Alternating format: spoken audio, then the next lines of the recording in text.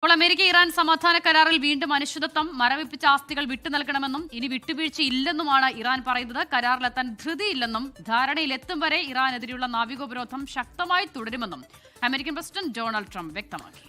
അതിനിടെ ട്രംപും ഇസ്രായേൽ പ്രധാനമന്ത്രി ബെഞ്ചമിൻ നെതന്യാഹുവും ടെലിഫോണിൽ ചർച്ച നടത്തി. മധു കൊട്ടാരക്കര വിവരങ്ങളും വെച്ചിരുന്നു. മധു ചേട്ടാ, ഗുഡ് മോർണിംഗ്. അപ്പോൾ ഇവിടെ അവിടെ ഗുഡ് ഈവനിങ്. അപ്പോൾ അവിടെ ഈ സത്യം പറഞ്ഞാൽ ഇസ്രായേലിന് അത്ര താല്പര്യമില്ല ഇറാനിലോട്ട് ഏതെങ്കിലും സമാധാന ചർച്ചയ്ക്ക്. അതുകൊണ്ട് അവർ ഇടയ്ക്കിടയ്ക്ക് പ്രശ്നം ഉണ്ടാക്കും. അതൊക്കെ പോട്ടെ. പക്ഷേ മധു ചേട്ടാ, ഇപ്പോൾ സമാധാനം ഉണ്ടാകുമെന്ന് അടുത്തെത്തി അകന്നു പോകുന്നത് നമ്മളിപ്പോൾ ഒരു ഡസൻ തവണയായി കാണാൻ തുടങ്ങി. ഇക്കുറി അങ്ങനെ തന്നെയാണോ, അതോ ഒരു കരാറും സമാധാനവും നമ്മുടെ ഇവിടെ എണ്ണവിലയും ഒക്കെ ഒരു ഒരു ഒരു ഒരു എന്താണ് ഒരു വെളിവും വെള്ളിയാഴ്ചയിലേക്ക് എത്തുമെന്ന് കരുതാവോ ചേട്ടാ?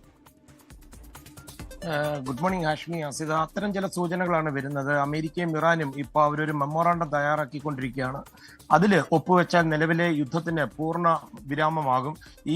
ഈ വർഷം, അതായത് നവംബറിൽ അമേരിക്കയിലെ മിഡ് ടേം ഇലക്ഷൻസ് വരികയാണ്. പ്രസിഡന്റ് ട്രംപിന് അത് വളരെ നിർണായകമാണ്. അതുപോലെ കടുത്ത സാമ്പത്തിക പ്രതിസന്ധിയിലാണ് ഇറാൻ പോകുന്നത്. അതുകൊണ്ട് ഈ കരാർ രണ്ടുപേർക്കും ഒരുപോലെ നിർണായകമാണ്. അമേരിക്കയുമായി ഒരു ഫെയർ ആൻഡ് ബാലൻസ്ഡ് ഡീലിന് തയ്യാറാണെന്ന് ഇറാൻ ഇപ്പോഴും ഉറപ്പിച്ച് പറയുന്നുണ്ട്. ഇന്ന് CNN-നുമായിട്ട് ഒരു ഇറാനിയൻ ഉദ്യോഗസ്ഥൻ സംസാരിച്ചപ്പോഴാണ് ഇക്കാര്യം വ്യക്തമാക്കിയത്. അദ്ദേഹം പറയുന്നത് ഇറാനെ സംബന്ധിച്ചിടത്തോളം ഏറ്റവും പ്രധാനപ്പെട്ട കാര്യം പശ്ചിമേഷ്യയിൽ ഒന്നാകെ യുദ്ധം പൂർണ്ണമായും അവസാനിപ്പിക്കണമെന്നാണ്. അതായത് ഇതിൽ ലെബനോനും ഒക്കെ ഉൾപ്പെടുന്നുണ്ട്. എന്നാൽ ശനിയാഴ്ച വൈകുന്നേരം ഡൊണാൾഡ് ട്രംപും ബെഞ്ചമിൻ നെതന്യാഹുവും തമ്മിൽ വളരെ ഒരു നിർണായക ടെലിഫോൺ സംഭാഷണം നടന്നതിന്റെ വിവരങ്ങൾ ഇപ്പോൾ പുറത്തു വരുന്നുണ്ട്. അതായത് ലെബനൻ ഉൾപ്പെടെ ഇസ്രായേലിനെതിരെ ഭീഷണി ഉയർത്തുന്ന എല്ലാ മേഖലകളിലും അവരുടെ പ്രവർത്തന സ്വാതന്ത്ര്യം നിലനിർത്തുമെന്നാണ് നെതന്യാഹു ട്രംപിനോട് പറഞ്ഞിരിക്കുന്നത്. അതായത് അമേരിക്കയുടെ കൺട്രോൾ നടക്കില്ല എന്ന് സൂചിപ്പിക്കുകയായിരുന്നു ഇത്. അതായത് ഏത് സാഹചര്യത്തിലും ശത്രുക്കളെതിരെ നടപടിയെടുക്കാൻ ഇസ്രായേലിനുള്ള അവകാശം, അത് ഡൊണാൾഡ് ട്രംപ് അതിന് പിന്തുണ കൊടുത്തെന്നുള്ള റിപ്പോർട്ടുകളും വരുന്നുണ്ട്.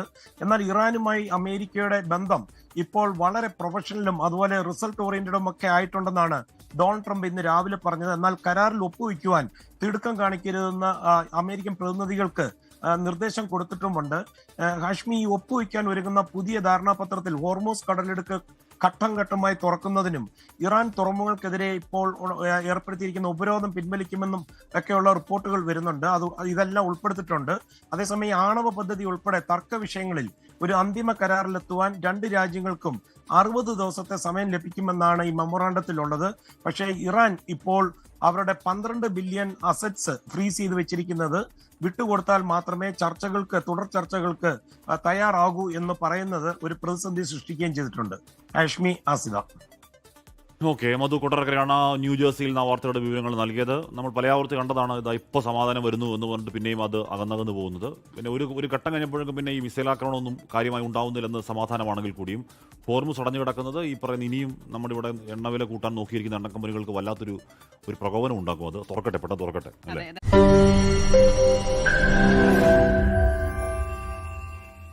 ലോകത്തെവിടെയായാലും ഏത് സമയത്തും 24 വാർത്തകളും ഓഗ്മെന്റഡ് റിയാലിറ്റി പാക്കേജുകളും എക്സ്പ്ലെയിനറുകളും വിശദമായി കാണാൻ ഞങ്ങളുടെ യൂട്യൂബ് ചാനൽ നിങ്ങൾക്ക് സബ്സ്ക്രൈബ് ചെയ്യാം.